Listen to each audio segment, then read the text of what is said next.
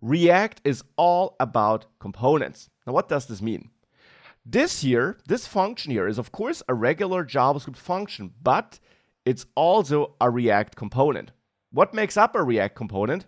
A React component can be one of two things. It can be a function which returns JSX or returns React create element calls, or it can be a JavaScript class that has a render method. So this here, if I change this, would also be a React component. Class app extends React.component. That's important. You have to extend React component. And then you have to add a render method. And in that render method, you return JSX. This is a regular React component as well. And if I save this, you therefore see the same output as before. It works in basically the same way. There are some technical differences, which I discuss in detail in my React to Complete Guide course.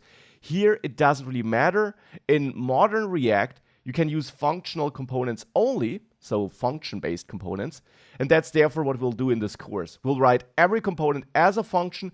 It's not a must-do, and as I mentioned in my React to Complete Guide, you learn about both types and how they differ, but using function components only definitely is a modern way of using React, and it is therefore the way we will use.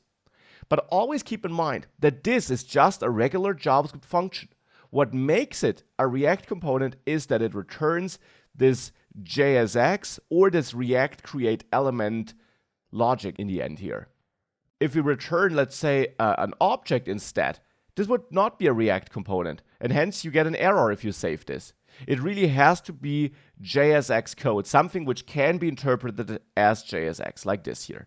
This is how React works.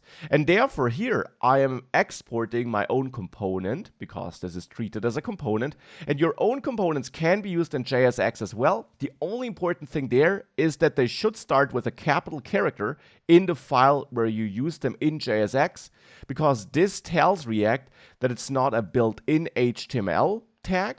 App wouldn't be a built-in tag, but that it's a custom component. And this information is important to React, and therefore start with an uppercase character, but then you can use any custom component in JSX.